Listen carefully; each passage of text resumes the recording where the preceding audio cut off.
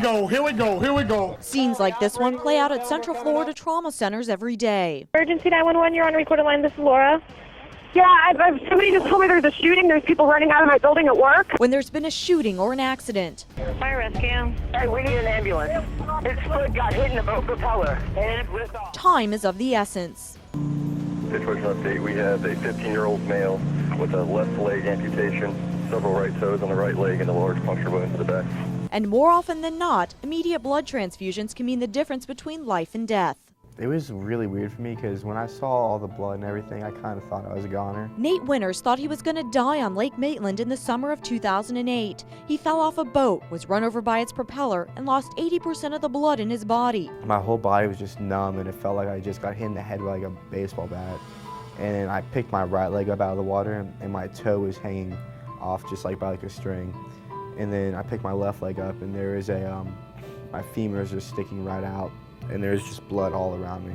He needed a transfusion fast. They gave him 5 units of O-negative blood almost immediately, and that's what really saved him. O-negative blood is universal, which means it can go to anyone. It's often used by trauma patients like Nate when there's no time to determine a patient's blood type. O-negative is a stopgap, and it's a true lifesaver. The use of O-negative blood allows us to be effective and efficient and very rapid in our response to the patient's needs. Dr. Peter Pappas is a trauma surgeon at Holmes Regional Medical Center in Melbourne. Pappas says the first hour after traumatic injury is known as the critical or golden hour. Getting patients the blood they need during that window is crucial to their survival, and Pappas depends on O-negative blood to be at his fingertips. Pappas transfuses patients with their own blood type once it's been determined, but this can take anywhere from several minutes to an hour, and he can't let those precious moments slip away. For the average trauma patient, if they need blood, it can range anywhere from a unit or 2 to keep them stable, say if they're bleeding from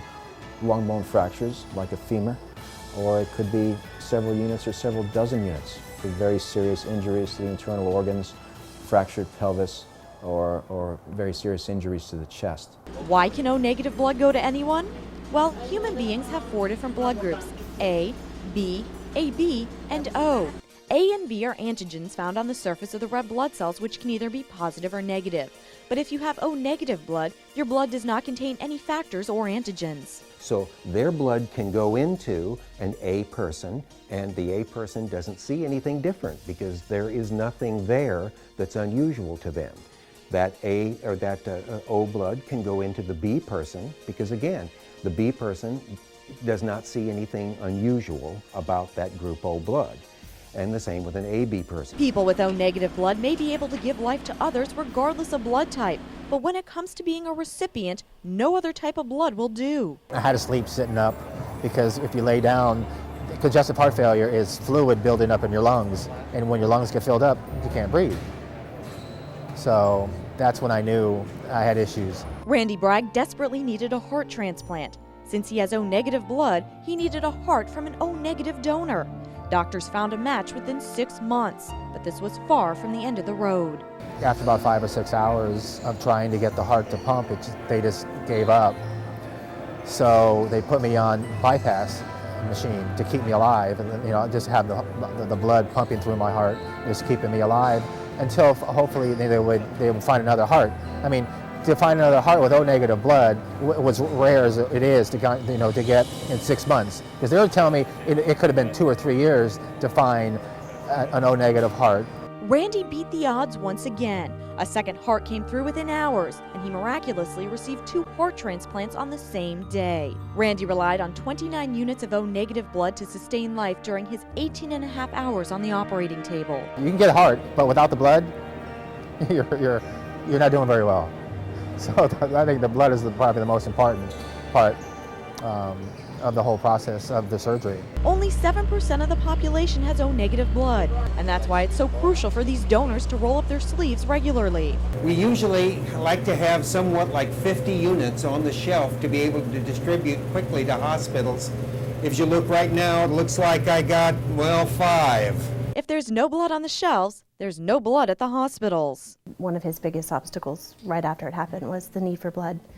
He lost a lot of blood in the accident. When Kim Roberts' son Jacob was involved in a lawnmower accident, he needed immediate blood transfusions to sustain life. He had significant damage to his face. He lost a portion of his left jaw. He lost almost all the tissue from the left side of his face. He also had to have a lot of work done on his arm. He lost half of his left hand, all of the fingers on his left hand, and a portion of the bone in his lower arm on the left side of his body. It's impressive to hear that for my son, that people went and stood in line for 5-6 hours. And usually, you go and you have to sit in line for 5 hours to do anything. You turn around and walk away. It's just too long. But they were staying, and it was words can't express. I mean, it was extremely, it was a great thing. It really was. Trauma patients and O-negative patients aren't the only ones in need of O-negative blood. The littlest among us rely on O-negative blood to sustain life outside the womb. Premature babies often develop anemia or other health problems that require an immediate transfusion of O-negative blood. In a situation like this, in which the baby is life dependent on a transfusion, I don't have the baby's blood type, and I don't have O-negative blood, that baby is in big trouble and has a very high chance of dying. What would happen if the blood wasn't there? Sadly, not good things. I think a lot of people would die. So why don't more people donate?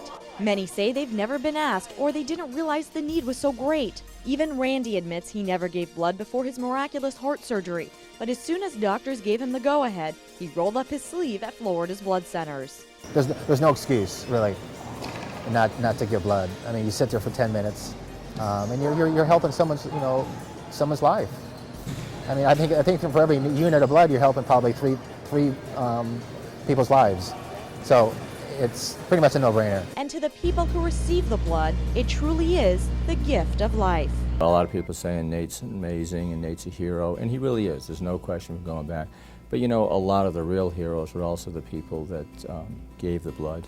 It was people that will never know who they are, but they saved a 15-year-old kid's life and have given him a chance to be hopefully a very productive member of society and hopefully help other people too.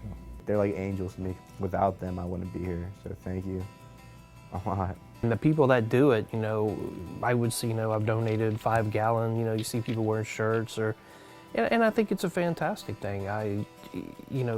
You always hope that you never have to be on the receiving end of it for yourself or, of course, any of your children, but luckily for us, there are people out there that do it on a regular basis. The donors that donated before he even had the accident, clearly those are the ones who saved his life. People who didn't know about Jacob, people who didn't know that this was going to happen to him, they're the ones that were able to save his life because they just did what they normally do. They saw the big red bus or they saw an ad somewhere, or they just have a routine that they donate blood whenever they can.